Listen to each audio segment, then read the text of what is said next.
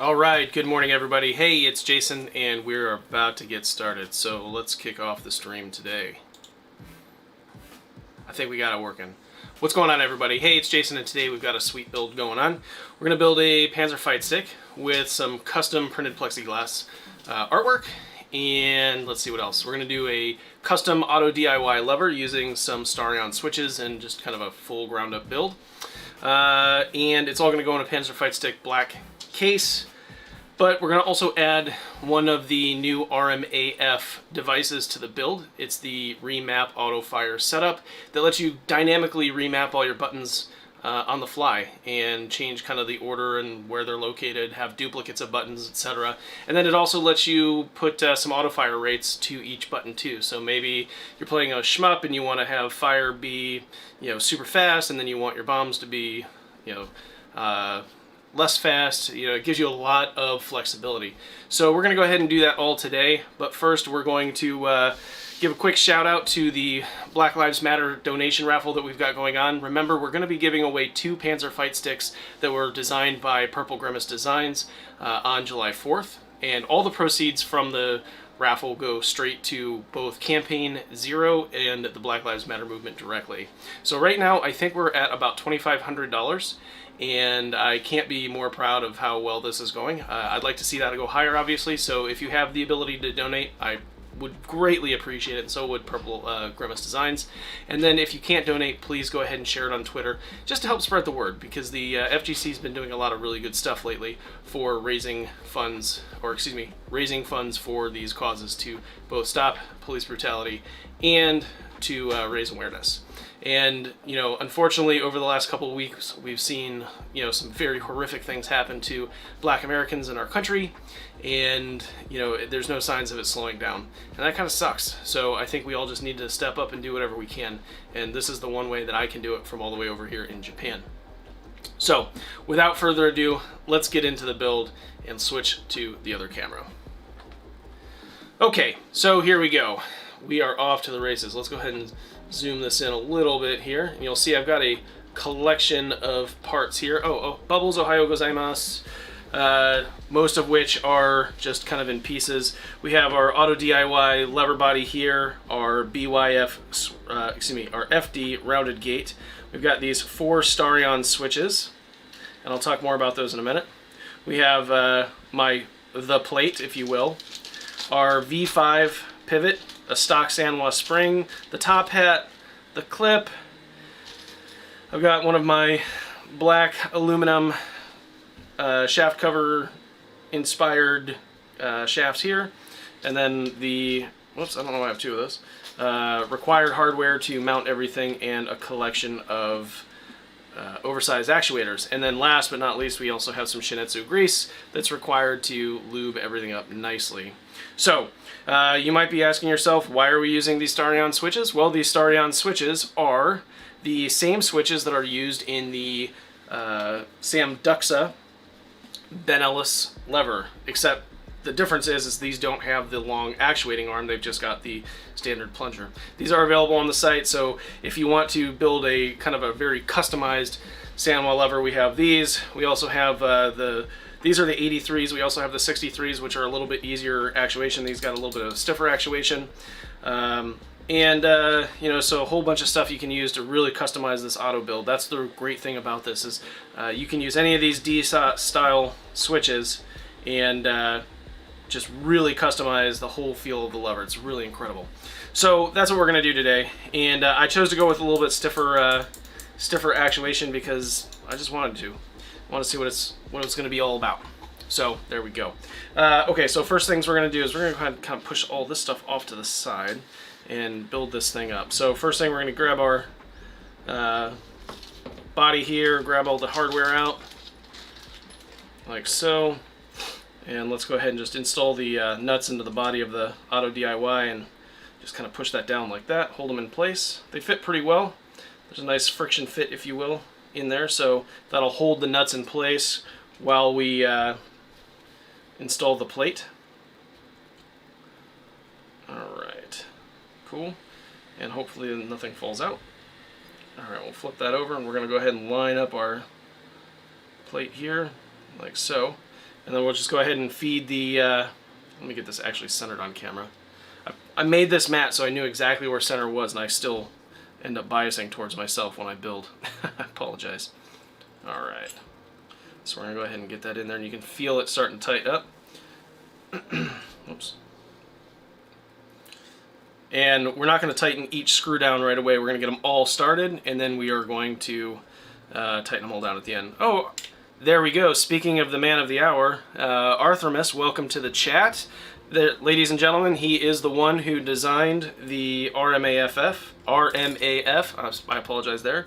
So if you guys have any specific questions about the design, the code, the latency, etc., he is here. He's willing, I hope, to answer any questions because, you know, this is a really cool project and he deserves all the credit. All right.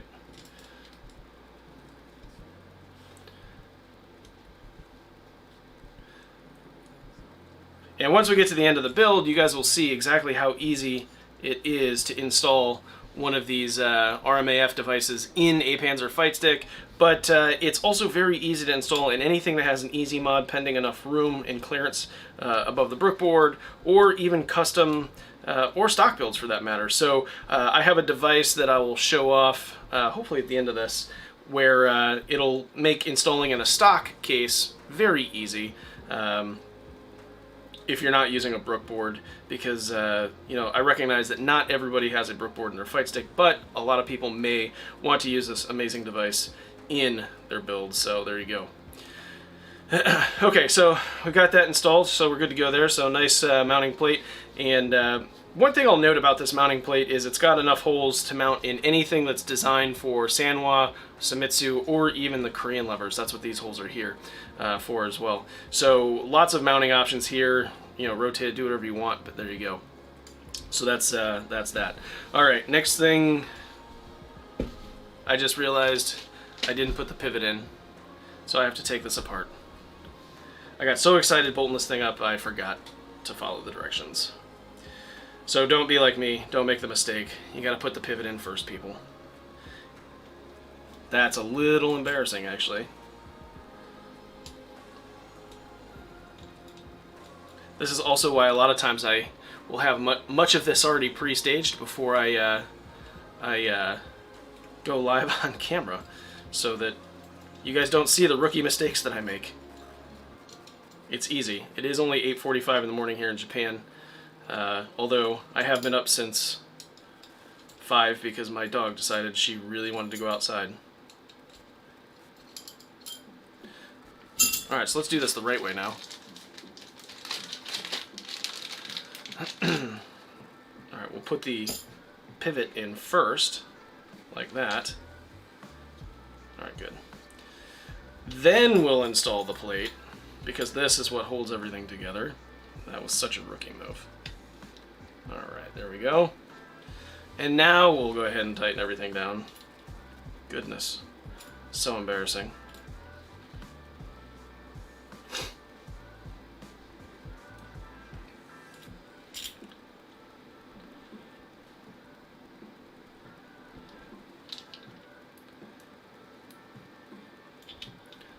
As we get through this, if you guys have any questions, definitely pop them up in the chat, and I am monitoring it. If there's any issues with the audio quality for the background music being too loud, etc., just let me know. We'll get that squared up as well. And, oops. I was wondering why that wasn't tightening down.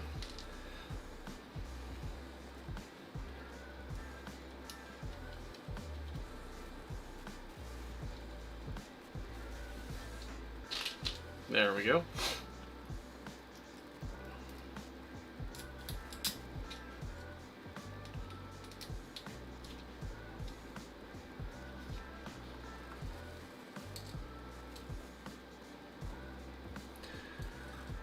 Alright, just a minor setback, not a huge deal.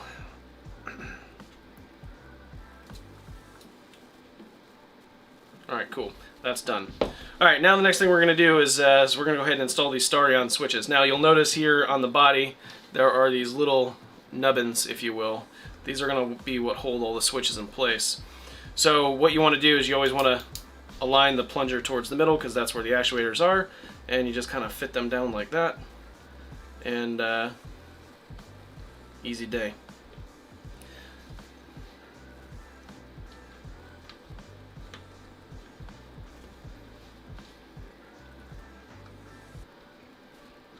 Alright, there you go. Now you have the Starion switches installed. We're good to go there. And before we install the bottom gate, we actually have to install the lever, or the shaft, and all the other pieces and parts. Otherwise, it won't fit in. So before we do that, let's go ahead and flip this guy over. Let's go ahead and grab our actual pivot here. I'm gonna grab a little bit of the Shinetsu. If you guys get this as a kit, it comes in I include like just a little tub of it. And by tub, I mean it's a little container with just a little dab of this stuff inside of it. You don't need a lot. As a matter of fact, you can see how much I put there. That might be a little too much still. And you just kind of work it on the pivot here. You don't have to do a lot. This is Delrin, so it's naturally very low friction. But you hold that there like that. And voila, you're done. Now you go ahead and install the shaft. Come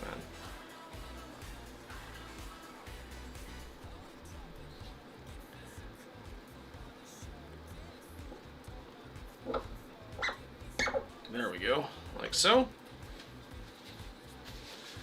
Clean that off. Alright.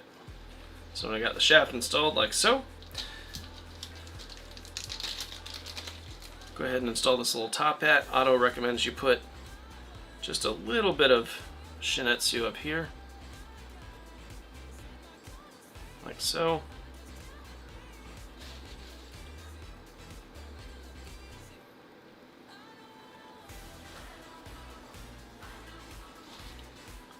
Of course, it's not going to want to go in. There we go. All right, clean off that extra, some paper towel. All right, so that's good. Go ahead and grab our spring here. Then the spring will go on like so, and then last but not least, well, almost last but not least, we're gonna grab our actuators here, and I'm gonna just go ahead and use the 12 because I don't need a really big actuator here. Go ahead and push that down in place like so. Whoops. Get down there. All right, and then we can grab our E-clip and just put this in place. I guess I don't have the finger strength today. Holding it so I don't have it fly off.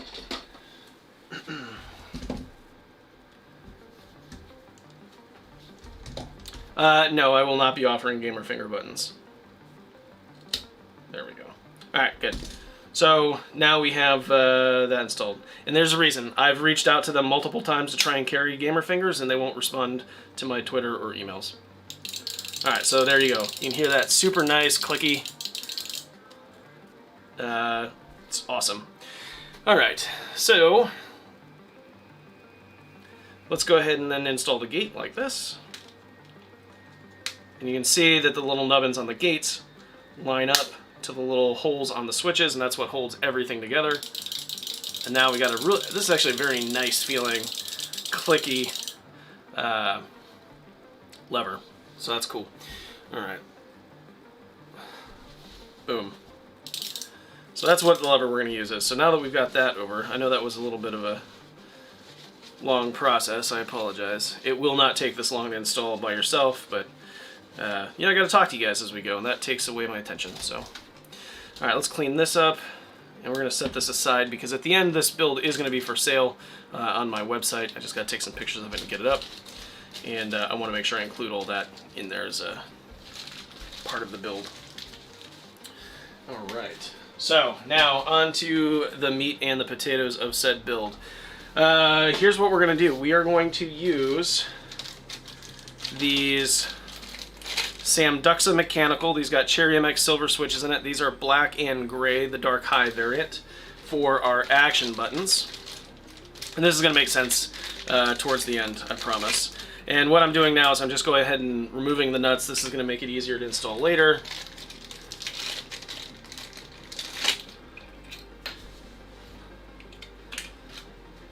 And we've got 8 of these. And of course, if you buy these with the Panzer Fight Stick Builder that we have on our website, you save a little bit of money because you group everything together and it becomes a really good deal. All right.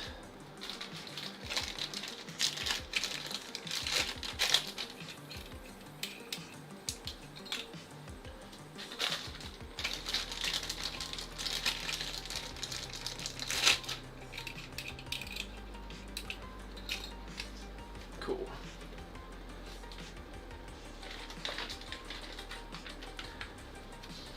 Where's the 8th one? Oh, it's in front of me.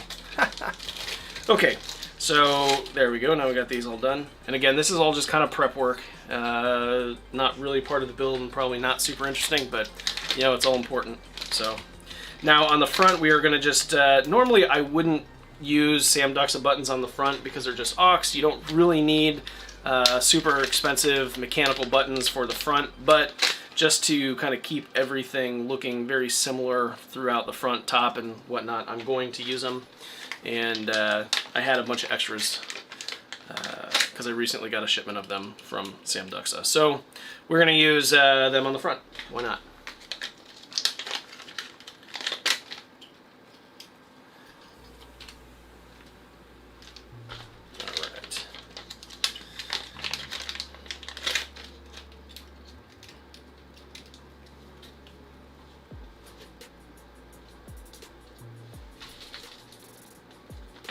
And I forgot one. Let me grab another one.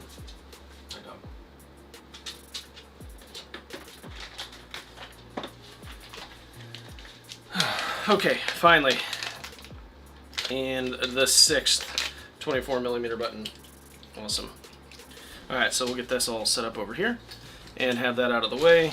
Go ahead and take this trash, move it.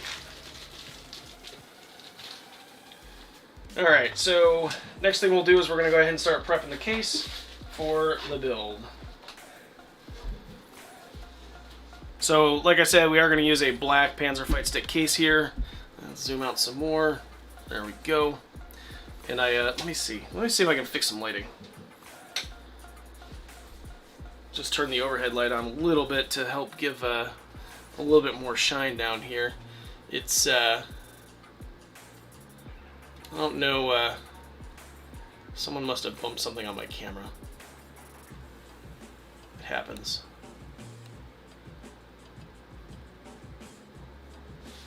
Alright. And on all my builds, I prefer to use the bottom pad instead of feet. It's just a better feel overall, I think.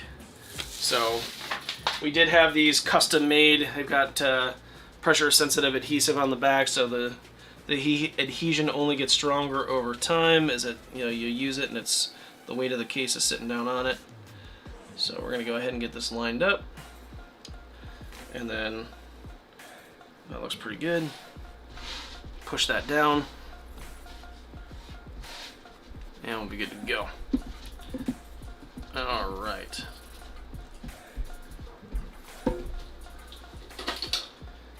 And now that we got that done, let's go ahead and remove the screws that hold the case together.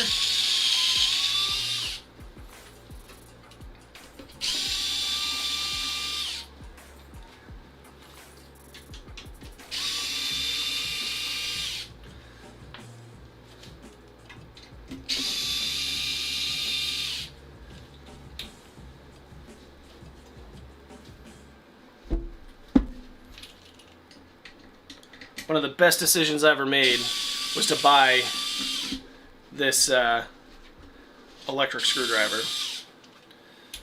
So you might notice here on camera, I don't know, it might be hard to tell. It might be a little air bubble there. If you get one of those when you install one of these, you can just kind of run your hand across it like this and push it out, and it'll expel the air out the sides.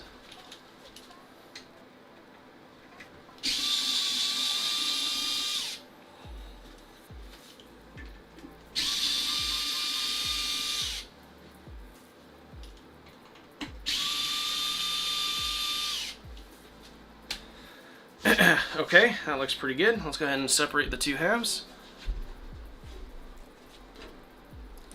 the screws out? Alright, good, I did. Alright.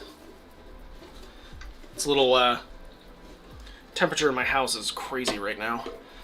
And this case is wanting to fight me a little bit.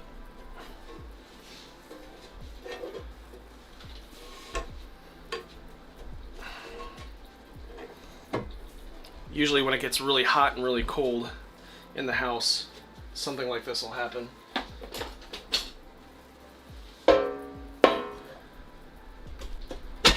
There we go.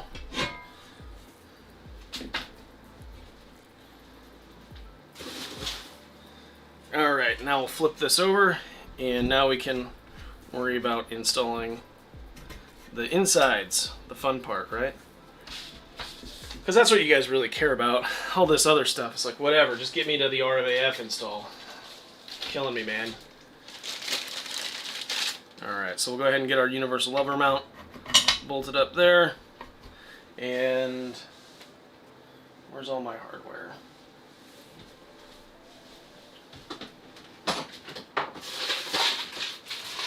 Okay, and we'll grab our hardware pack that's included in these kits, and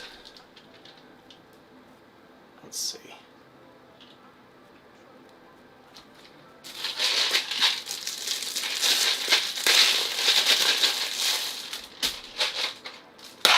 We'll go ahead and get this thing bolted down, then we're going to work on the front.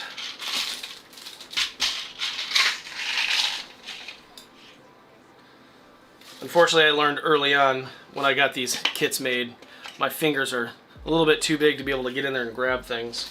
And because all my screwdrivers and stuff are like meant for electricians, you can see here rated to 1,000 volts, none of them are magnetized.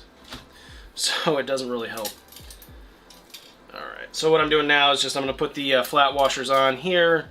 Then I'm going to go ahead and grab the lock washers and toss those on. And then we'll grab some number 6 nuts and bolt those down. That'll hold this whole assembly in place.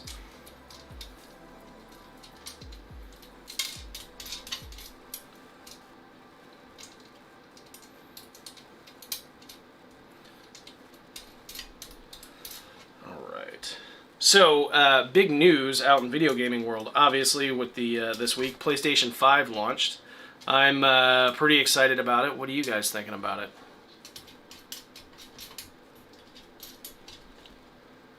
I know the design seems to be pretty controversial right now, but I'm kind of liking it.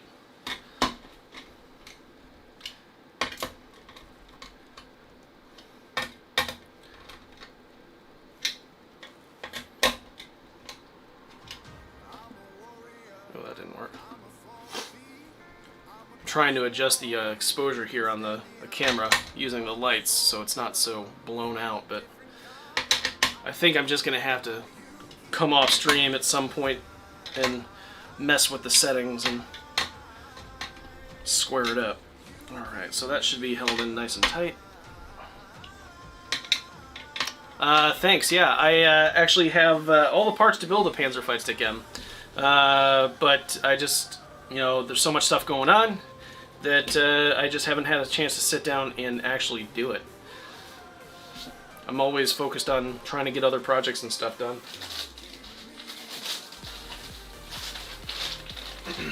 And I think what I want to do with it is I want to actually build the Panzer M with the final pieces and parts, not the prototype parts. Because the final pieces and parts, while they look very similar, there's some changes I am making to it that are going to be more appropriate for mass production, if that makes sense. So, yeah, let me see if I can do a camera in camera here. Yeah, there we go. Let me see if I can fix that, because you don't need to see all of this, but it seems weird that I'm talking to you guys and all you all see is this. So I use a Blackmagic Designs A10 Mini for my cameras to, where's my mouse? There it is. To go through everything. And I have no idea what, there we we go, is going on. But every time I power it down, oops, we'll go up, it loses basically all of my settings, and it's really starting to irritate me because this thing is supposed to make my life easier, and it's not. Let's see. Now let me see how I can make this smaller. Ah, here we go.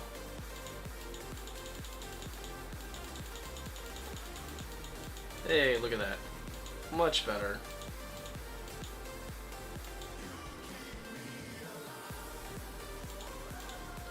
Perfect. Yay. At one point I actually had a macro set up that would do that for me. I don't know what happened to it. Alright, let's see what we see. Yeah, you know, I think that the PlayStation 5, maybe I misread it, maybe I'm just seeing speculation, but I think they said they were going to try and keep it backwards compatible with PlayStation 4 controllers. If you look at the PlayStation 5 controller versus the 4, it looks like it's just a redesign. So, fingers crossed we don't even need a new fighting board. But I would suspect that it'd be pretty soon after that Brooke figures it out.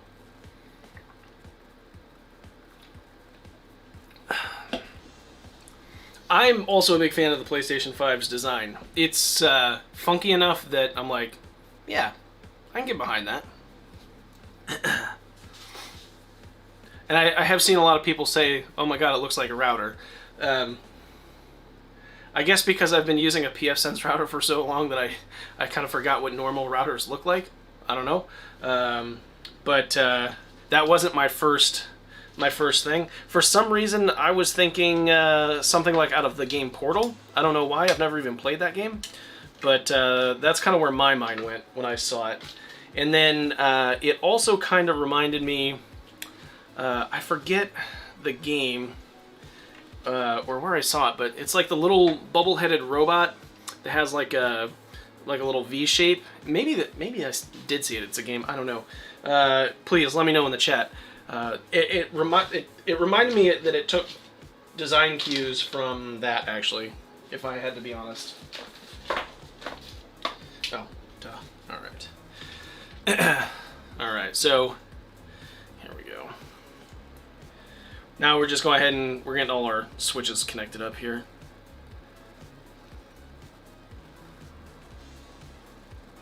All right. Good. There's that one. Go ahead and just push this into place. Alright, and then we'll take our lock switch and do the same. Like so. Alright, good. Alright, now we're going to go ahead and make up our Pro cable. Like this.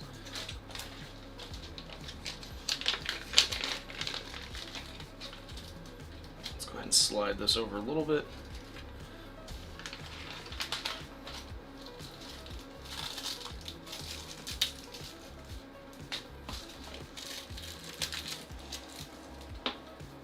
And I need my needle nose pliers. 1 second.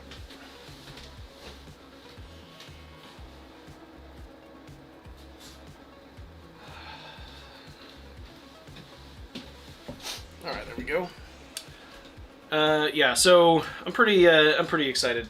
I haven't actually owned an Xbox in a long time, but and that's mostly because there's not a lot of Xbox exclusives that are for me.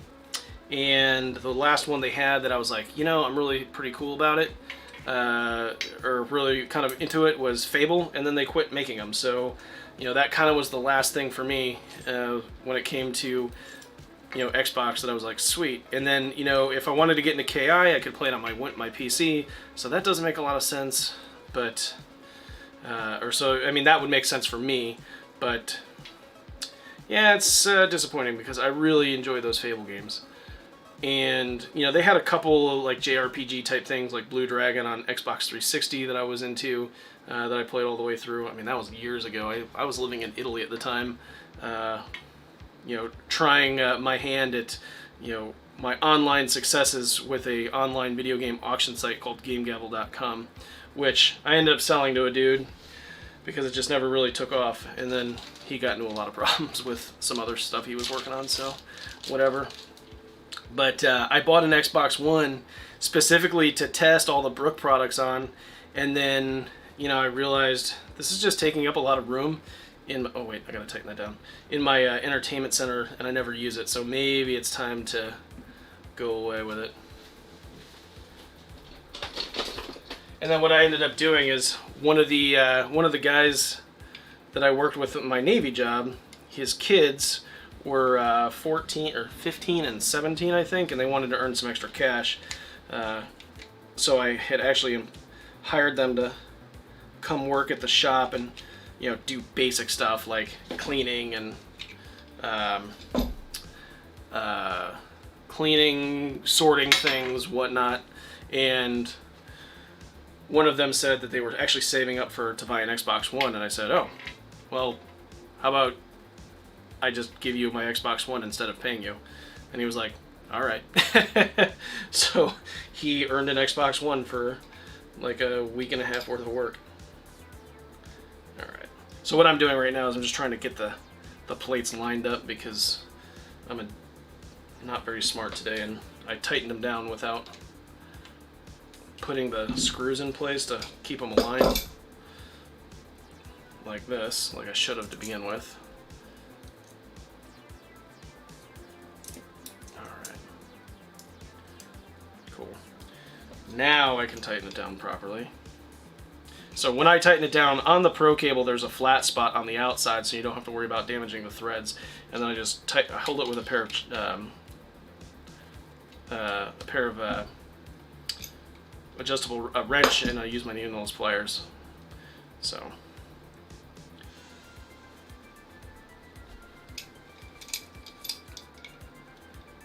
it's not the most elegant setup, but it works. All right.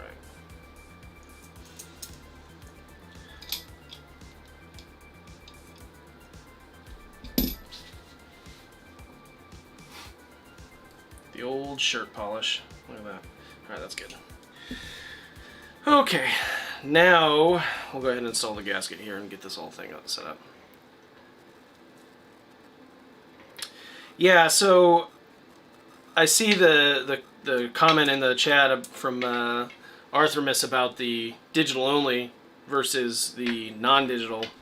And I'll tell you, I agree with you 100%. The asymmetry of the one with the disk drive is a little off-putting. I'm not gonna say it's oh my god, this is a deal breaker for me, because, you know, I understand what they were trying to go for, and unfortunately when you need to put a DVD or a Blu-ray drive in a system, then, you know, that's the way you end up having to make a compromise, and either make the system, you know, like the Xbox, the new one, where it's just like a big, basically it looks like a Corsair 1 tower. No, not a Corsair 1. One of those NZXT cases that just came out that are like the little ITX tower things. That's what the Xbox One X, or the Xbox, whatever they're calling it, I don't know, the new Xbox looks like. And that's fine. It's a very basic, plain aesthetic. I mean, look at the Panzer. It's a very basic, plain aesthetic. It does what it needs to do, and, you know, it does it well, but it's not, you know, the most fancy of things out there, and that's okay. Because for me, at least, I'm more of a form or a function over form type of person, but I can also appreciate good form. So I think the PlayStation 5, at least, is a nice futuristic looking design, and when you have to put the disk drive in it, you know, it's got to go somewhere, and I think they managed to keep the overall aesthetic between the digital only and the disc one very similar, which is kind of nice. But for me and for my money, there is no way on God's green earth that I'm buying a console without some sort of physical media drive in it, because there is a huge need for that service to continue, you know, forever and ever and ever and ever. And you know, we can enjoy retro gaming now because of all the carts and discs and stuff like that that are available. And imagine in the future when everyone starts buying everything digitally, there's no returning, there's no trading. Basically, the secondhand game market goes away. Also, my concern is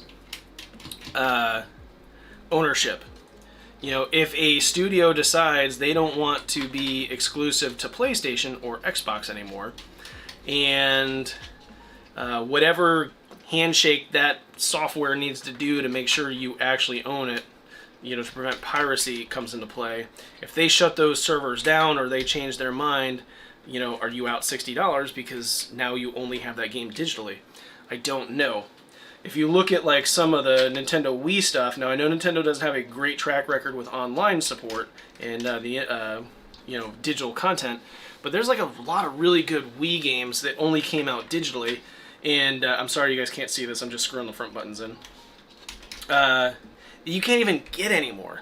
So from a developer standpoint too, you make a lot of effort to make these digital only releases because it does save a lot of money. There's no real overhead required to make a physical disc or game. But then, you know, if that service ever goes down, now your user base goes to nothing, because basically everyone who bought it is or has already got it, and then anyone who picks up that console used or later in life, if Nintendo or Sony or whatever, excuse me, makes it obsolete, now you can't buy that game anymore. So it's almost like there's a known time bomb, if you will, for these games. And time bomb may be a bad choice of words, but that's just my thoughts on it. I don't know. I could be crazy too, because I'll tell you, when, you know, back in 2006, one of my sailors came up and, you know, he knew I was a big computer guy, and he was actually a big investor. He liked to take all his money and invest it.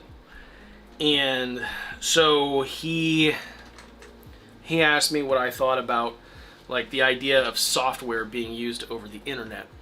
Basically like Office Online and Google Docs right now. And I was like, nah, that's never going to catch on. Internet's too slow. People want to own things. And I was really wrong. Both of those products are, you know, very well off, and, you know, people use them every day, including myself, at least the Google Docs thing. My Microsoft stuff is physically installed on my machine. But yeah, it's so maybe I'm wrong, and maybe I'm not, you know, gauging the market very well, but that's, in my opinion, kind of where I'm at with that. So I will definitely be digital or media the whole way, and it's both kind of a blessing and a curse, right? Because you have all these binders with games or shelves with games on them, and that eventually takes up a lot of room.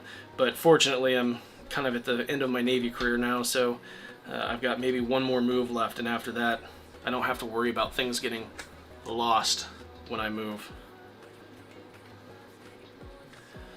So, yeah, we'll see. Alright, so what I'm doing now is I've gone ahead and installed all the front buttons here and gotten the wires all installed, so that's pretty good. Now what we're going to do is go ahead and flip this over, because we are using these screw-in buttons and we are putting a printed plug stand here. We kind of got to do all the stuff on top before we can finish anything on the inside. So let's go ahead and do that now. So let's flip this over. Alright. I'm going to open it up before, besides Arthurmus, because you already know what the artwork is. I will give you guys one hint. It's monochromatic and it's pretty iconic. Let me know what you guys think it is down in the chat. And it's not just brown paper.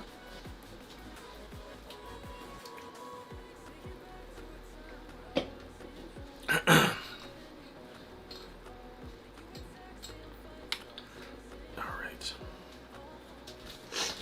And to keep with our black and monochromatic theme here, we're going to use black screws to hold it all down into place.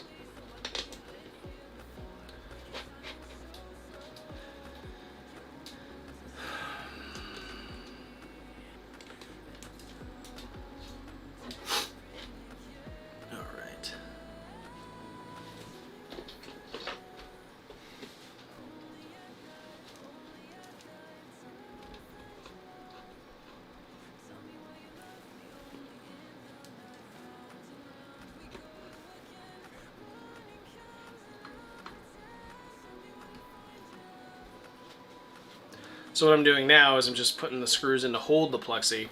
They're not being tightened all the way down. They will be tightened all the way down, but this is just to hold the plexi in place while I get ready to peel the protective film.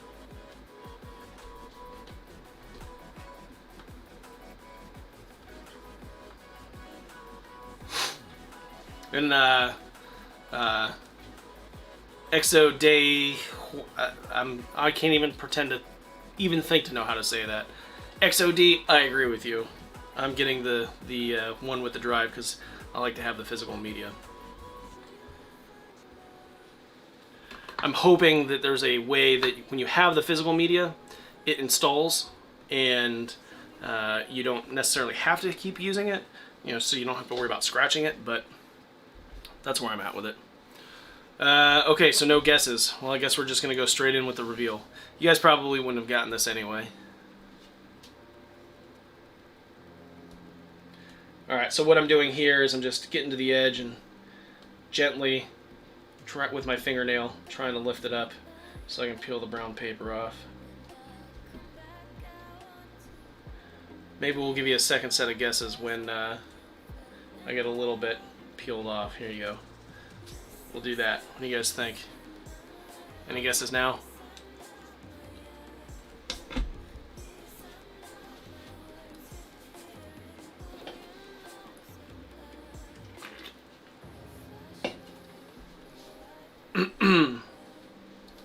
No? Alright. Well, here we go.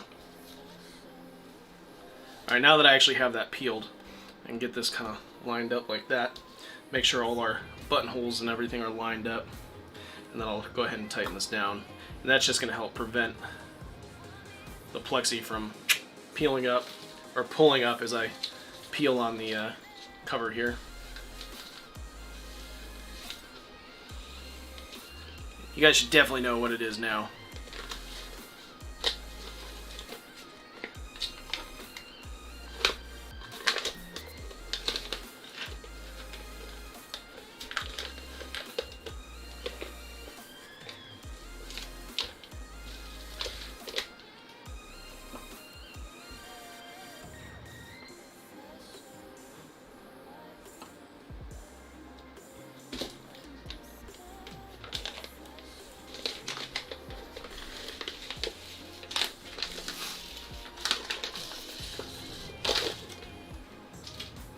Woo, there you go, MVS. Very good, very good.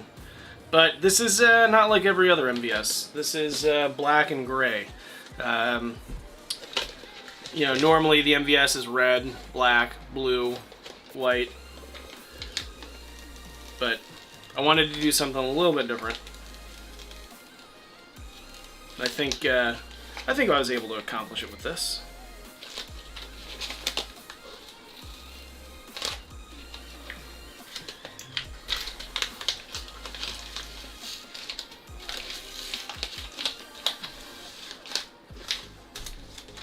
There we go. Nice. That came out really nice.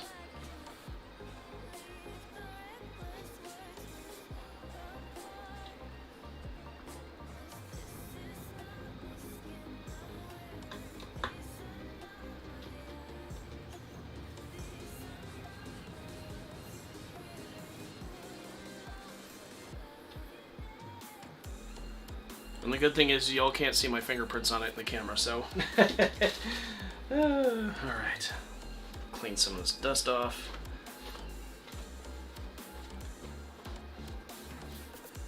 Yeah, that came out really good.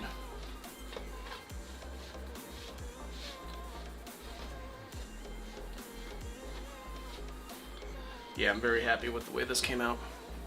So yeah, now hopefully that makes more sense why we're going to use these dark high black/gray buttons to kind of fit with the overall theme. I mean, you can't go wrong with a very nice, sleek, monochromatic build here. Okay, so before I start screwing these in, what I'm going to do is I'm going to go ahead and kind of push the case off to the side, grab the buttons, and we're going to install the button wiring harnesses on all of these, just so, excuse me, we're done. And it'll make, because it's just easier to put these onto the buttons before you install them into the case. You got so much room, you're not worrying about, you know, breaking anything, getting too close to something, blah, blah, blah, all that stuff. So, yeah. Even when I use snap-in buttons, I like to do this. Now, with snap-in buttons, I get all the insides done first and then throw kind of all this stuff on last, but it's all good. Screw-in buttons are just a little bit of it's just a different order, if you will, of assembly. Alright. Alright, so let me know what you guys think about this art down in chat. I'll be taking some proper photos, obviously, and posting these up on Facebook and Twitter and Instagram and stuff later.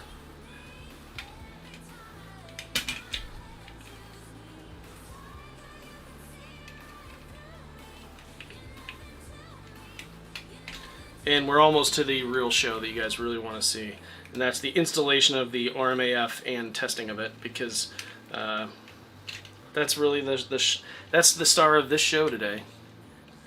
And I'm hoping at the end of it, you guys are excited about it.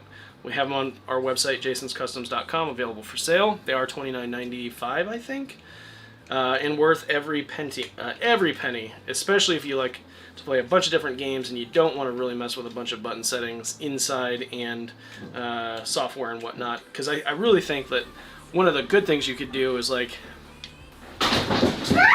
Oh! Are you okay? No.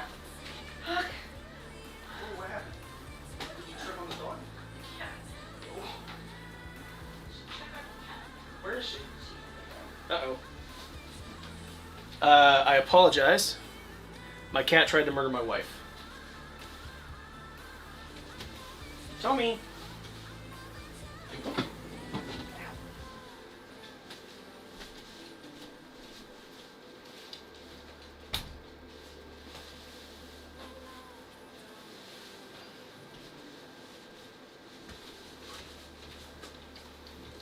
That was one of the craziest things I've heard in a long time.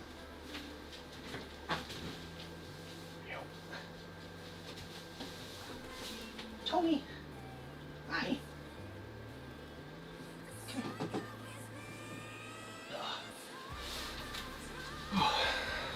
Wow, that was weird.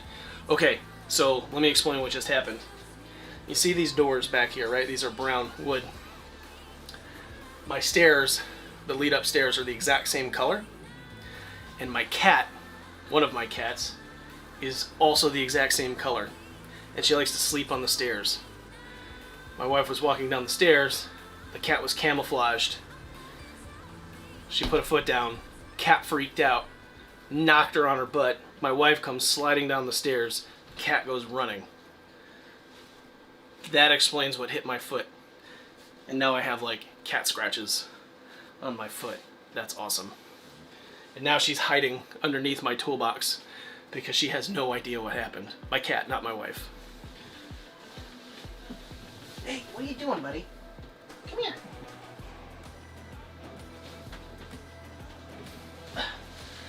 It was a very traumatic experience for everybody, apparently. Okay, back to the build. It's never quiet, I swear. Alright, so now we'll go ahead and get these installed, and we can finish this thing up. So I like to install it this way, just especially with these screw-in buttons, because it's easier for me to have access to both sides of the case, and it lets me help line up like the little keys on the JST connectors when I'm installing it, because I like to have my bends be nice, so it's really easy to see the natural bend of the wire when you do it this way, because you can just be like, yep, that's how it's going to plug in. Alright.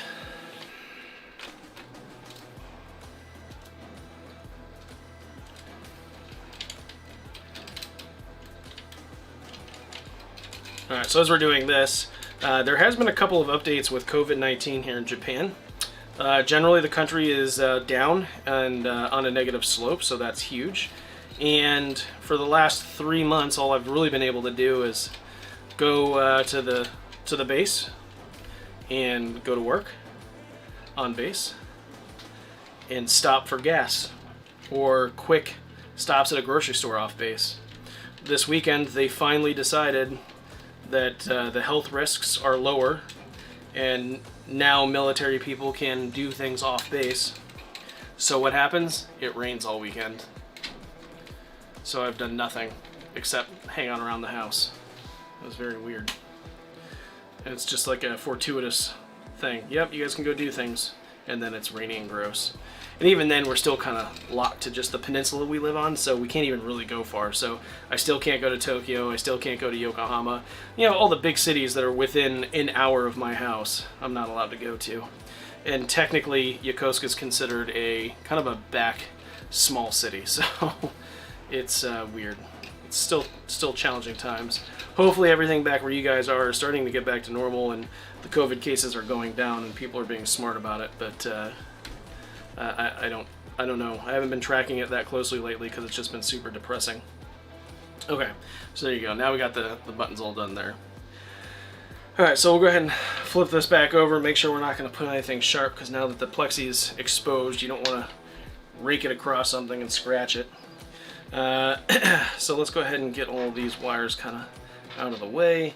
Grab our easy build board here and install this.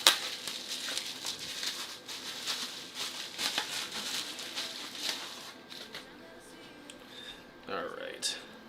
Now the fun thing is when you already have the buttons installed, you kind of have to play a little bit of operation. Get all your wires lined up to go through the holes on the button board, like so. There we go. And get it lined up and in place. Alright, cool. Not terribly difficult, but it's done. Alright, we'll go ahead and fasten this thing down.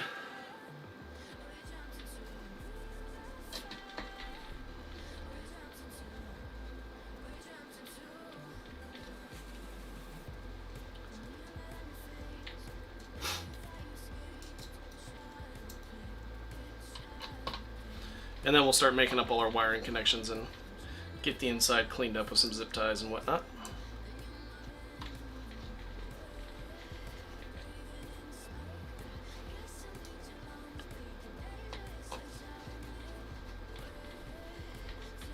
Alright.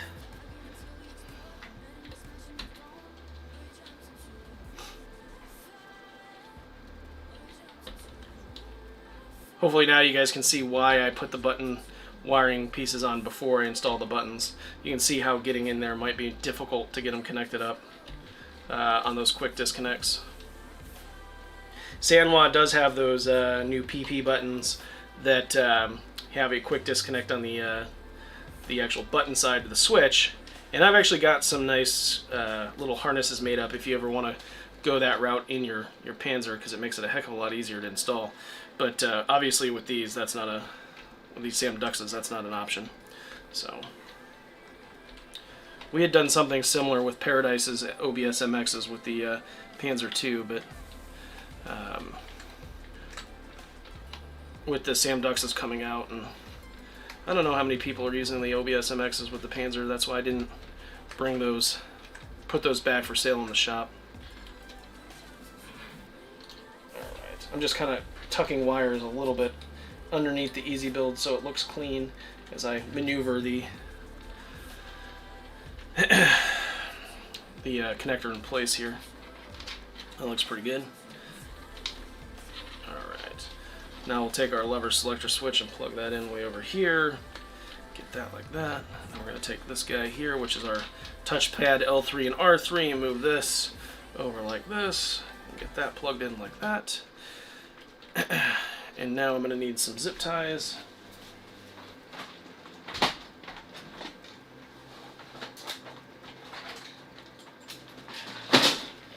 Alright. And I like to use your punch 1 or punch 2 button hole here to feed a zip tie through and reach down and grab it. And it gives me a nice little anchor point for this first chunk of wires. And if you do it right, you can get most of them hidden actually down low like that. So that looks pretty good. We use our little flush cutters here like this. Clip that off. She's hiding under the toolbox. She will not come out. He's underneath, hiding down the stairs. She had a near-death experience. Sounded like you did too. Are you alright? I mean, it sounded actually kind of funny. I'm sorry. That's not nice, but... This foot went underneath, and she was underneath this place, hiding down the stairs. The poor cat. Oh my gosh. Alright. Now we're just, again, a couple little zip ties here and there just to keep things nice and clean. I'm going to bias this zip tie over here because I want to tie the lever connector in, and that's more of just to use less zip ties and also to, kind of keep everything nice and clean. Zip ties, I think, when used in the appropriate amount. I don't know what said appropriate amount is because every build is going to be different, but when used, not sparingly but appropriately, it looks really nice. You see that in like big data centers when they have trunks of cables coming down and just well placed, well thought out zip ties. And you're just like, yeah, that looks tight. I'm a sucker for what they call cable porn. I love watching nice, clean installs. There was a guy on YouTube. His name was he goes by Fiber Ninja, and I don't know what happened. He quit kind of posting any videos up, but he would go. He's an independent guy. He'd go and do installs and clean up networking closets and whatnot.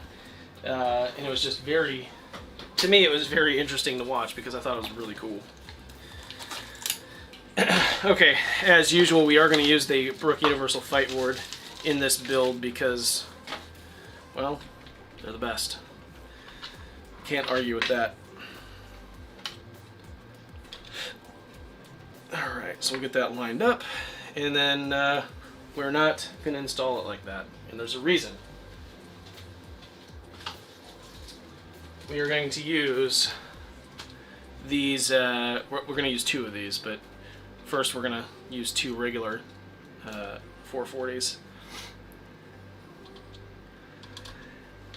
Yeah, Ethereal, I claim to be super into good, clean cable management, and I mostly am.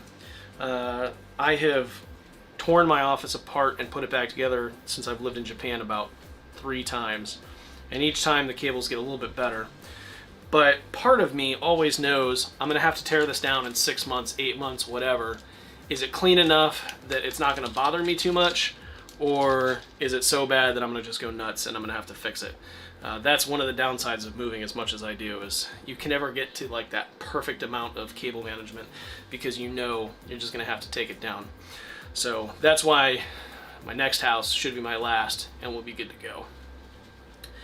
Okay, so now we're getting to the part where we're going to install the R.M.A.F. And I'm going to use these little standoffs here. I apologize for this being overexposed a little bit, but they're just aluminum 440 standoffs. We'll have them on our site, and I'm going to screw that down here on top of the back 2 connectors for the universal fight board and get them in place. And this is going to provide an anchor point for us to hold the R.M.A.F. down, and that's what this little guy is right here, the Remap Auto-Fire by R.M.A.F. Now, what this guy does is it accepts your 20-pin wiring harness if you're using one of the Brook things. It accepts the easy build, and also it accepts your punch 1, 2, 3, 4 and kick 1, 2, 3, and 4 here via screw terminals. And this fits down onto the 20-pin connector. Now it takes these 8 signals, routes them through this little chip here. R.M.A.F's code does some crazy stuff, and basically it's like, think of an old school operator patch panel where you're like, all right, take this button and push this here, take this button and push it here, and kind of just do that over and over and over again to remap your buttons. But instead of doing that here with the wires, that's what this guy does. So This will fit down on a brook board, and there's pictures of it on my website, and we're going to install it here as well and show that. But it only affects punches and kick buttons. It doesn't affect any directionals. And basically, it lets you take any of these buttons and make them any function. If you wanted 8 punch 1 buttons, you can make all 8 of these buttons punch 1. If you wanted all of them to be kick 1, you can make that. You know, whatever. There's literally whatever 8 factorial is. I think it's like 140,000 and something combinations of buttons you can have with this setup. And then when you throw the auto-fire rates on it, it's even higher. So what we're going to do is, you see this 20-pin connector here, it lines up with just the Brook 20-pin connector like so. And you push this down into place like that. Okay, it's all lined up. And then you just use your other 440 screws that are included in your Panzer kit to hold it all down. Like so.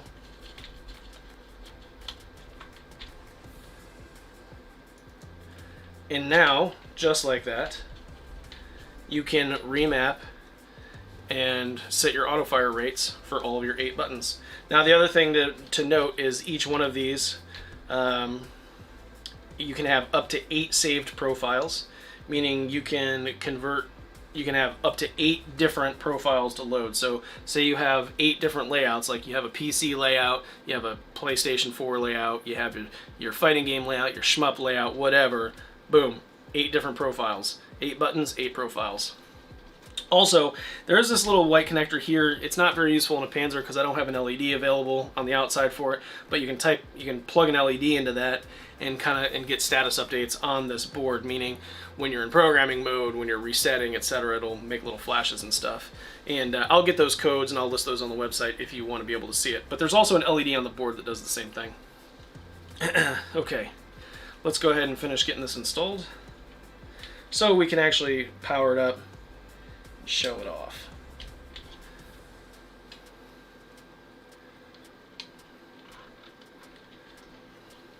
I think one of the major use cases I see this being beneficial on is for tournaments, because you go to a tournament that or even at home where you're playing different games on different consoles. Maybe you want to play Cuphead on your PC and you don't want to go in the menu and change a bunch of button settings.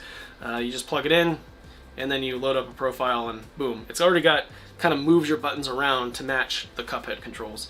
Or same thing with Street Fighter, because I know I've had to go in for Street Fighter 5 a few times and change my button layout depending on what controller I'm using. So with it installed, I get it set up once, I plug it in, I load that profile, and it's done. And I don't have to worry about software settings anymore. It's all done in hardware on my, well, it's software, but in my controller it's already done. I don't have to worry about it. So that way, no matter what system I'm going to or where I'm going to play, it's all done. So, okay, so we got that done. Now we're going to go ahead and install the lever. And again, that's our nice, super fancy auto lever here.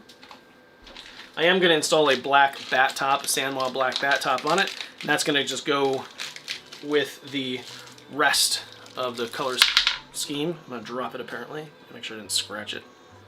Nope. Good. That's embarrassing. We'll go ahead and get this lined up.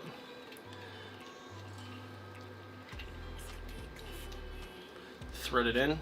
Goes from, I think this is a 10 mil to a 6 mil connector.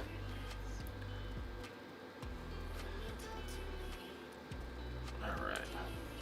Once we get this on, we can tighten it using the stick. And I definitely need a shaft dust washer. Alright. So we definitely need to use the fatty dust washers, because remember, this shaft actually it's a piece of milled aluminum, but it's actually designed to be the same thickness as the shaft with the cover installed. Alright, so we'll go ahead and we'll put one dust washer on first so that we protect inside the case. Then I'll move this over here, and I'm going to grab my short little 632 screws that are included in the hardware kit, like so, like that. And now we'll go ahead and, oops, no, not that way. Alright, we'll put our lock washers on first.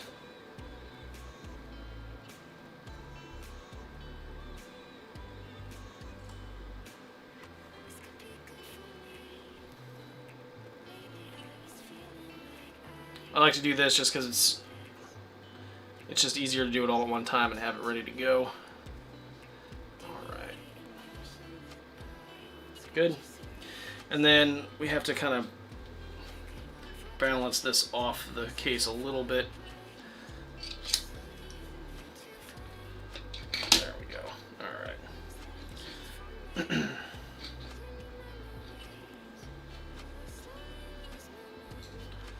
And we'll go ahead and install the screws.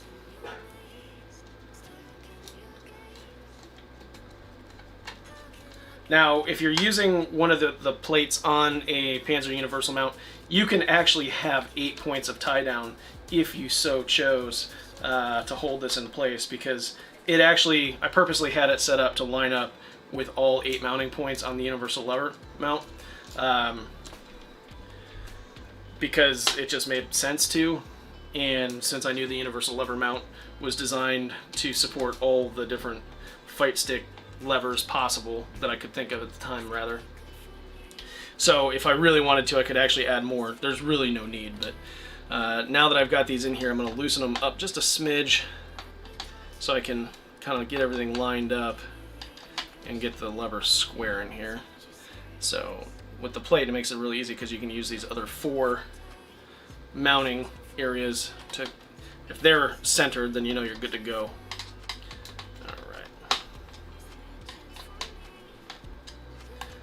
This is not the right screwdriver for this, so I need to get a better one.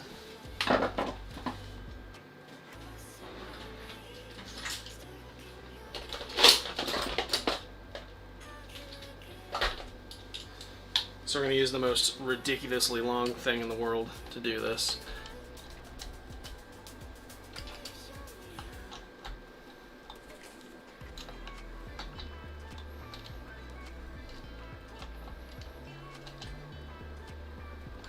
Good. Okay. Ooh, nice and clicky. If you like a silent lever, that's not what this is. Alright, now what we need to do is we're going to have to use one of these JLF conversions. This is super long, but it's meant to be able to wrap all the way around a Korean lever. And this is kind of where you have to invert your mind a little bit when you're hooking this all up, because, you know, this switch right here is going to be your right, this switch over here is going to be your left, this is going to be your up, and this is going to be your down. So fortunately, when you flip the case over, your right switch is right and your left switch is left, but your up is down and your down is up. That seems weird and counterintuitive, but trust me, it's right. Okay, now over here on the Easy Build PCB, we see VCC, which was not connected. This isn't an optical lever. We got down, which is red, up, which is orange, left, which is yellow, and green, which is right. So we're going to start with our red is right, and we know this is the right switch here. So we're going to take this and just plug the 1.187 inch quick disconnects into the micro switches like so. And then down here, this is going to be, when you push the lever up, that's your up switch, which in this case is orange. Wait, hold on. Down. I already messed it up. Damn it. Because that's right. Wait, hold on. Oh my god. Down is red. Good lord. I'm having a bit. Lots of brain farts today, people. I'm sorry. Alright. Get that off. Okay, so let me try this again. Down is red. So when you go down, that's this one up here. Good lord. I swear I do this professionally.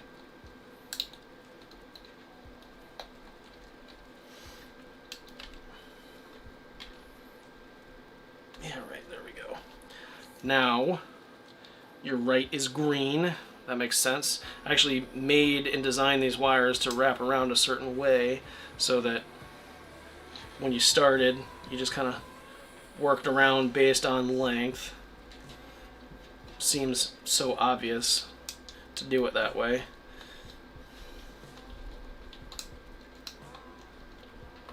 There we go. Alright. Then now this is going to be up, which is our orange wire.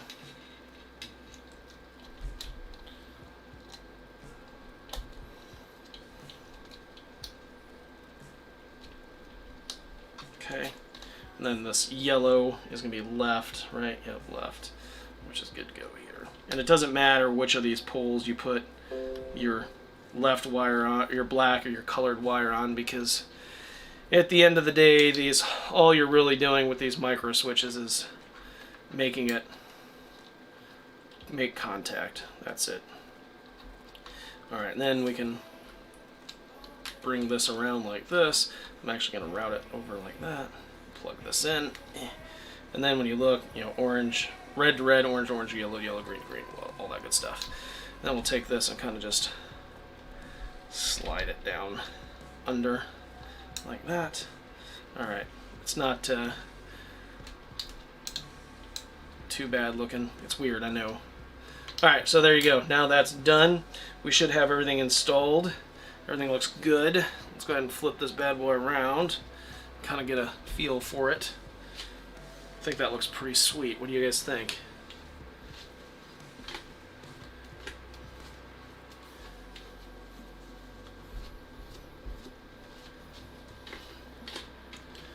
Alright, now we'll go ahead and put the last dust washer on like that.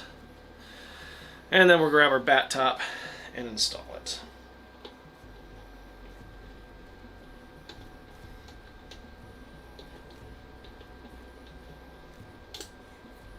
Cool.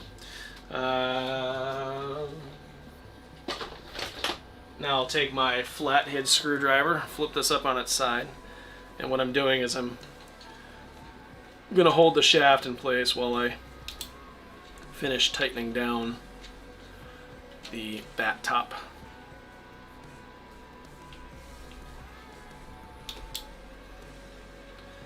Okay.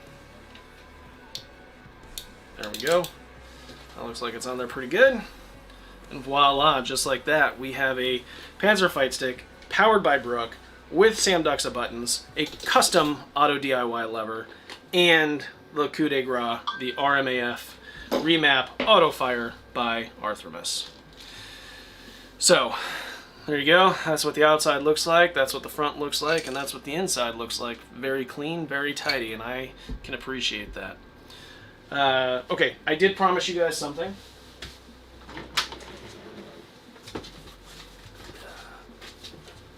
I'm going to the vault.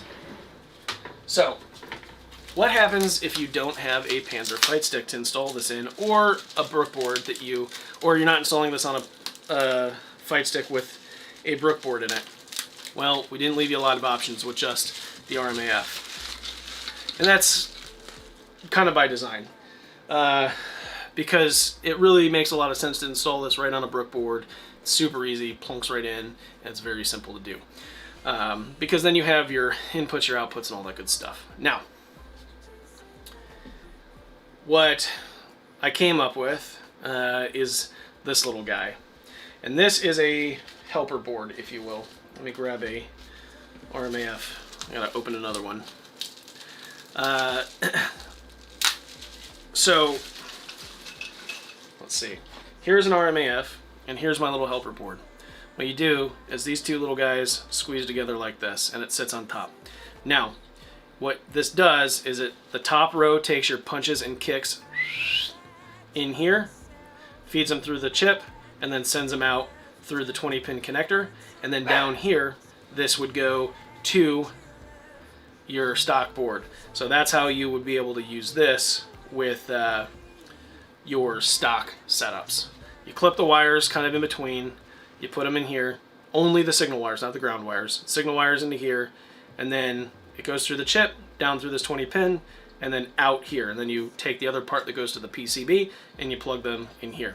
Over here on the side, I'll go ahead and pull this off. You need 3 function buttons to be able to put your R.M.A.F. in some sort of programming mode. You need your start, your home, and your select button. Now, what we've done is I've taken these.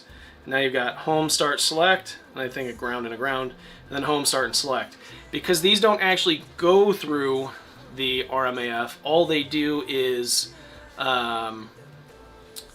all they do is send a signal to this to tell it to go into different modes or to change functions and whatnot. Basically, you snip the wire, one side goes here, one side goes out, and that's how that works. It doesn't actually affect anything, but I wanted an easy way to make it so you could hook that in.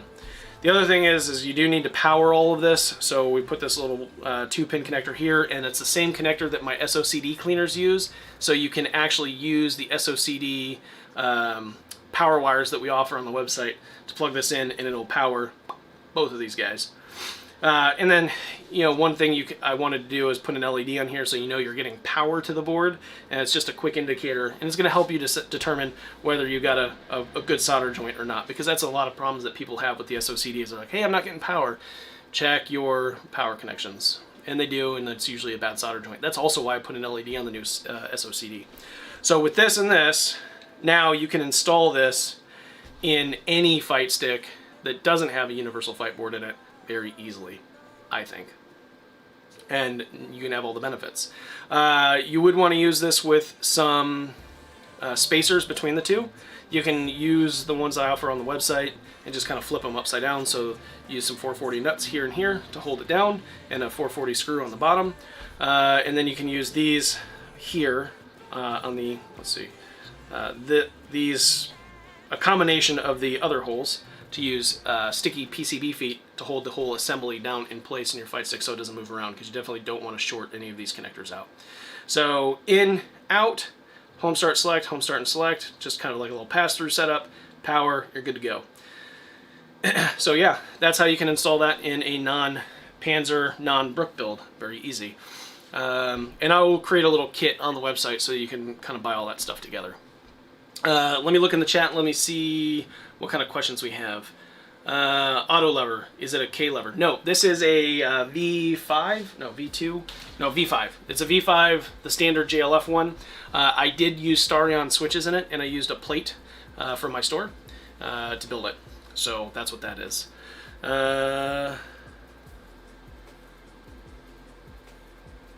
Let's see. Questions from Retro Gaming Systems Collector.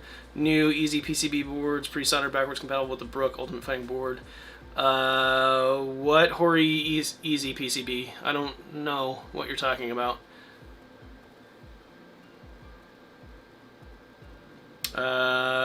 Lou, thank you. So now let me tell you, the R.M.A.F, this is not my design. This is R.M.A.F's design. This was his idea, his product. He approached me about it, and I thought it was really cool, and asked if I could sell it in my store. He gets all the credit here. I think it's an awesome idea. The one part that I did was the bottom piece, because I was trying to think of other ways we could use this too, and not just limit the scope on certain types of fight sticks. This design and this idea is way too cool to have only in one type of fight stick. What do I think about the knee lever? I've never used it, so I don't know. Sorry. Okay, now let's go ahead and plug this thing in. Excuse me.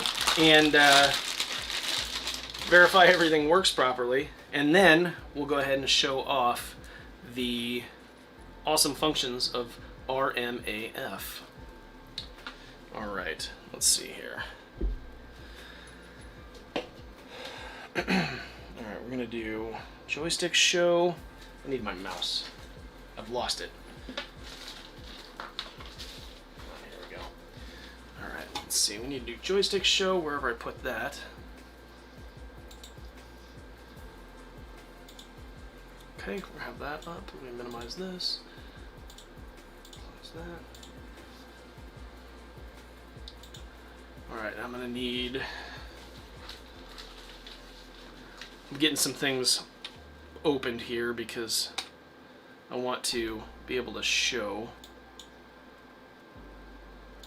what I'm looking at so you guys can see what I'm looking at too. Alright.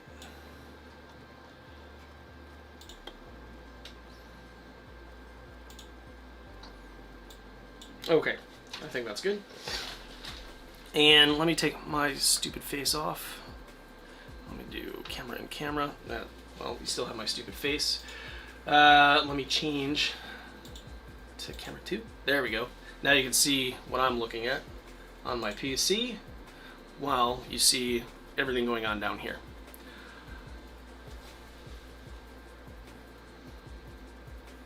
Oh, for the VLX Easy Mod.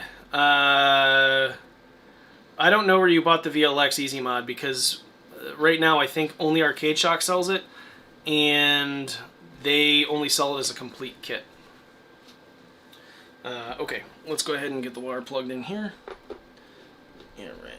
I'm not going to screw that in too tight. Alright, so that gets plugged in. Get the nice ding. Alright, now you guys see here the Xbox One controller for Windows. Also in the background here you see the how to program layouts and stuff like that. Alright. So we'll go ahead and hit properties here. Let me bring this guy over like this. And I always do this with my build initially as I test everything. Alright, good. Up, down, left, right. So we know the lever works, that's good. It's always fun to test that and realize you had the wires put backwards because of the thing. Alright, and so this is just our stock layout. Automatically on first boot, that's what you get. And let's go ahead and check these. Alright. Alright, cool. So that's good. Alright, and that's... Oh man, see, I don't know why I have the hiccups all of a sudden. Alright, and... Cool. Alright, so now, we know everything works on this fight stick as it's supposed to by default. So that means R.M.A.F is doing its thing, it's just passing things through as it's supposed to, whatever. You can see that the responsiveness is immediate, so that's great. So now we're ready to start remapping things and showing it off. Let's check the chat real quick. Just dropping by to say I put my Panzer together. I'd sit in the closet for 2 years. 2 years? Oh man! Playing Power Rangers with it, and it's fantastic. Should have done it forever ago. Hey, thank you so much, Donutsu. That's an awesome name, by the way. I appreciate that. It's always cool when people get their Panzers working and they use them. Thank you. Okay, now let's look here. I'm going to bring this to the front, and we will look at everything together. Okay, so installation. I already showed you the installation, so we can just kind of blaze through that. We don't care about that. But let's look at the features. Any button can be remapped to any output. That means any one of these buttons can be any one of the other buttons. You can clone them. It's pretty cool. You can duplicate any button as well, meaning if I want all 8 buttons to do all the same thing, I can also do that. Auto-Fire, you can set up different speeds for the auto-fire. So you have super fast to not so fast. Sometimes the fastest is actually too fast for the game to detect or Windows to detect, so keep that in mind. You have 8 different profiles because you have 8 different face buttons. So you have 1, 2, 3, 4, 5, 6, 7, 8. You can make each one of them its own custom layout, which is really awesome. The drop-in installation, which I already showed you, it was literally plug and play in a Panzer. Just fits between the Brook Universal Fight Board and the gray cable coming off the Easy Build. And then I also showed you how to do it with some of the other pieces and parts that we're going to have available on the site. And then when you plug it in, one of the cool things is it will actually just load the last profile you had. So say you're playing Street Fighter V, you have your Street Fighter V profile loaded up, unplug the stick, go watch TV, go out to dinner or whatever, come back the next day, plug it in, that profile loads back up automatically. Okay, so let's go ahead and get into programming this. Now the first thing is we don't have any profiles set up, so this whole first part is kind of ignore it, because this is how you load the profiles. You hit all 3 start home select up here on the front, and then whatever button you want, and you hold that for 3 seconds, and it's going to load that profile. So say you want to load profile, this is 8, right? Yeah, 8. You can hold 1, 2, 3, and then this, count 1, 2, 3, and voila, it loads that one up. Same for any of the other ones. Now, one thing to note is if you look at these numbers, you got 1, 2, 3, 7, 4, 5, 6, 8. Now, R.M.A.F did this because I think he's an arcade guy by trade, if I remember correctly. And this is the standard nomenclature for an arcade. You got 1, 2, 3, 4, 5, 6. 7 and 8 buttons are because of consoles. That's the only reason they exist. So he just did 7 and 8 instead of doing 1, 2, 3, 4, 5, 6, 7, 8. So just know that this is 7 and this is 8. Now these numbers are also important because this is what the number correlates to each button, because that's how many times you have to press a button to take this function and map it to it. So, for example, right now this button here I'm pointing to is 6. If I want to make that button 1, I just push it 1 time. If I want to make that button 5, I'd push it 5 times when we go into remap mode. So let's go ahead and do that. So it says here, enter remapping by pressing start and select for 3 seconds and release. So let's do that. 1 Mississippi, 2 Mississippi, 3 Mississippi. All right. And now let's just do exactly what the graphic says. I'm going to do 1, 1, 2, 1, 2, 3, 4. And then when I'm done, I hit start. All right. Now I come over here, back to my mapping. Watch this. Now all the buttons I didn't press don't work. And now that's button 1, that's button 2, and that's button 4. Just like it was, you know, it would have been 1, 2, and 4. So now I've taken these 3 buttons, and I've gone 1 and 2, or excuse me, I've taken these 3 buttons, and I've gone 1, 2, and 4. So now it's, this button goes to here, or I'm sorry, this button goes to here, this button goes to here, and then this button comes over to here. And the other thing is, guess what? It disables all the other buttons, so you don't have to worry about accidentally pressing them. All right, let's go back into remap mode. 1 Mississippi, 2 Mississippi, 3 Mississippi. And then let's change all of the buttons to punch 1. All right, now watch this. Every button I push is just your punch 1 button.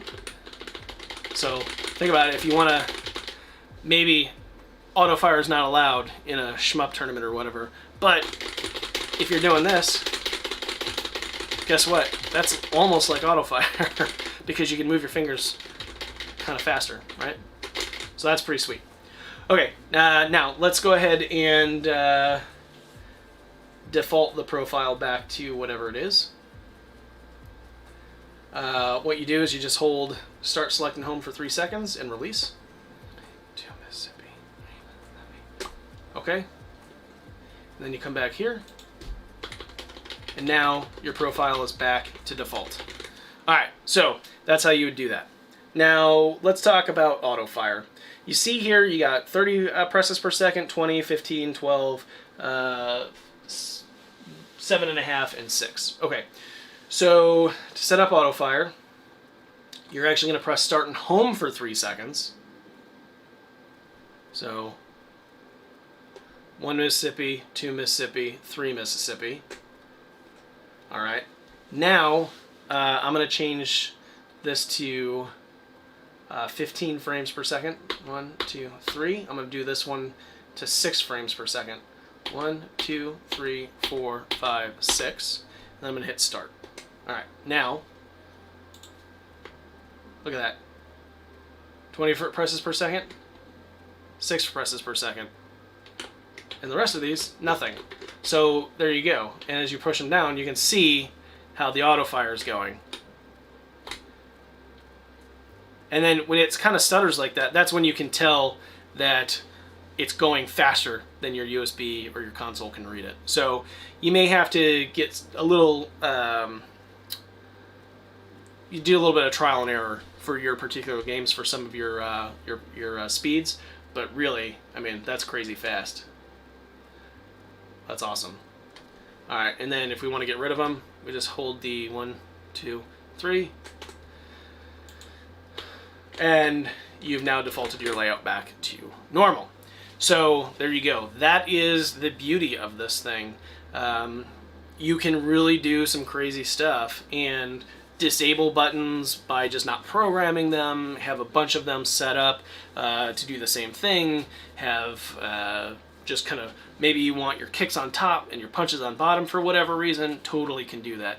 And it's super easy to do. And kind of once you get the hang of it, you're not going to need the instructions. You're going to be like, boom, pro, 1, 2, 3, 4, 1, 2, 3, 1, 2, 2, you know, whatever. And you're going to have it all set up. You're going to load your profiles and you're going to do all that stuff. It's going to be pretty sweet. So I hope that you guys see the awesome utility in this device and what you can and can't do with it, because to me it seems like a no-brainer for a lot of people that have a variety of games they like to play and things they like to do with their fight sticks. It's just incredible what it can do. So there's a question, is this going to be available for purchase on my website? Yes, it is. Here, I'll just do this. I will copy and paste it here for everybody. Wait, where's my chat window? There we go. There you go. That is the link on my website, so you can download that, or purchase that rather. And then we'll have the other stuff available, including that helper board and all the other pieces and parts, so you can get it. Is this stick going to be available? Yes, I am going to be listing this stick later today. I just have to take some pictures of it and run some errands first. So yeah, let's see. And in case you guys were not with me at the beginning, I just want to run through one thing here. I'm going to come over here to Auto DIY, and I'm going to show you guys what I did. I used the Auto DIY builder, and I'm going to run through the parts of what I used in this lever, because there were a couple questions about it.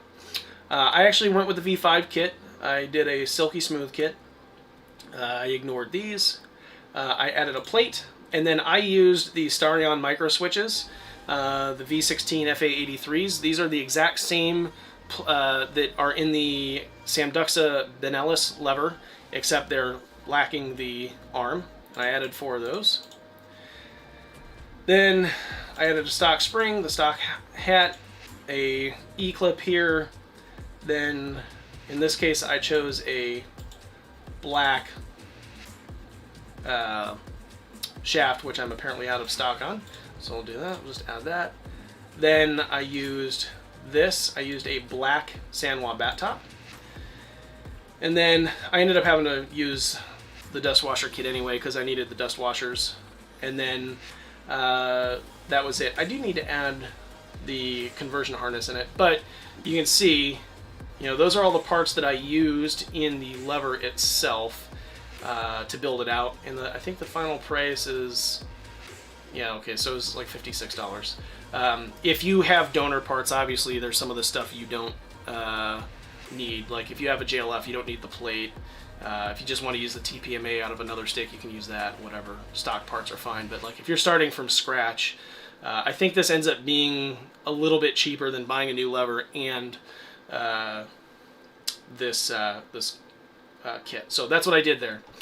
And then finally, the R.M.A.F is right here on our webpage, along with some of our other new parts that we've added to the shop recently, and then obviously the big R.M.A.F banner right there on the front. So I will end this with one last thing. I'm going to show this off. I showed it off at the very beginning, and if this thing is not for you, that's fine. I appreciate it. Let's just be cool with each other about it.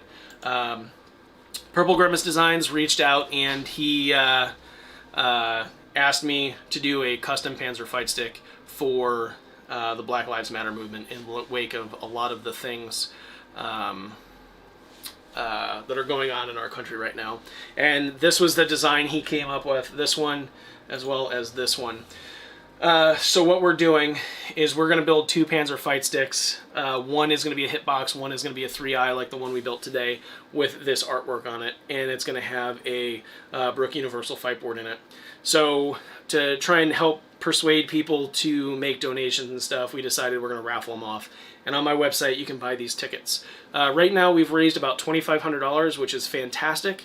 We're going to leave the raffle open until July 3rd, and then I'm going to do a live drawing here on YouTube on the 4th of July. And everyone in the world is eligible to enter. You can enter by tweeting #PanzerFightStickBLM with a link to the website to help raise awareness of it, and that would be really cool if you guys could do that. And yeah, so it's just interesting to see what's going on in the United States, and I'm really glad to see that people are kind of standing up and kind of saying, hey, this isn't cool, we need to do something about it. And the arcade community and video game community at large are doing a good job of helping. So, you know, I'm really excited that we've already raised $2,500. I want to keep that going. And, you know, there's been a lot of accusations about this being a marketing stunt or whatever, but that's not what this is. I am active duty military, and I am a strong believer in the rule of law and the Constitution. And one of the rights that we fight to protect is our right to protest, and the right for life, liberty, and the pursuit of happiness. And right now, here, let me get this off the screen. Right now, there are certain people in our country that they're not privy to that, and it's very sad and it's upsetting to me. So this is a way that I can contribute and, you know, really put, you know, my morals on the line and do something that I do to help with the cause. So people can call it whatever they want, but deep down I know what it's for, and that's all that really matters. You can buy multiple tickets. We've had a couple people buy like 100 tickets each, so huge donations already. That's one of the reasons why we've raised so much money already. Again, you don't have to buy tickets. You can just tweet about it and share it on social media with the hashtag PanzerFightStickBLM to help kind of keep the Black Lives Matter hashtag focused on that stuff. And then, yeah, so like I said, we're going to give it away. So whatever your stance is on this, that's your stance. But I've risked a lot with my business putting this out there. I've gotten some very nasty emails about it. I've gotten some very unsettling direct messages and private messages about where I should take my politics and shove them. And it's unfortunate, but you know, when you lay it out there, that's what you deal with. So there we are. But in any case, let's get back to it. I want to thank everyone for tuning in today. I know this is like a 2-hour stream. A lot of talking, a lot of building, a lot of discussing, but at the end of the day, I think we built a really cool fight stick. I'm going to list this up for sale on my website. Like I said, I have enough fight sticks and stuff around my house. I don't need any more. I wanted to build this and show it off. I actually took, let me show you guys what I did. Here. This is my personal Panzer fight stick here. This is my Prince Namor the Submariner, which I think he's actually going to make an MCU debut, which is awesome. And look at this. I already have an R.M.A.F installed in it. I could have done a short stream where I showed you installing this, but I didn't. I didn't want to just show off my stick. I wanted to put one together.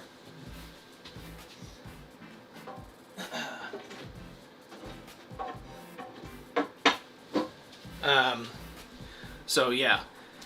Oh, and look at that. Right there in the chat, Arthur-Mess, R.M.A.F use case, Metal Slug, 2 buttons mapped to A, one with auto-fire, one without. When you have a weapons upgrade, you can shoot without the auto-fire, so you don't lose everything super fast. And that is a brilliant use case for it. I am very upset that I didn't think of something like that, which means I don't play enough video games, which means I'm going to have to start doing that more and start doing some things that are fun once in a while, other than work, and work. So, in any case, yeah, that's a great use case. It's brilliant. So I need to button this up. I need to take some pictures, and then I need to take my wife to get lunch because it's almost that time. I appreciate you guys tuning in. Please take a look at our website, jasonscustoms.com. If you like anything that you see that we used in this build today, it's all available right there for sale. And make sure you look at the shipping information at the top. There's been some recent changes in the way we've had to do things. I've had to answer a lot of questions about that, but it is right there. It says important, read first before buying so that you guys see how shipping works. Basically, we got to consolidate a bunch of stuff into one box and send it back to the United States to save you guys on shipping. So basically, I'm shipping everything twice, but it's important enough to get you guys your parts as fast as possible, and this is the way to do it based on some current restrictions in place. If you want, follow me on Twitter, twitter.com/JasonsCustoms, Facebook.com/JasonsCustoms, and on Instagram, Instagram.com/JasonsCustoms. You can find me all those places. So until next time, I appreciate you guys tuning in with me today and bearing with this build, and I will catch you guys later.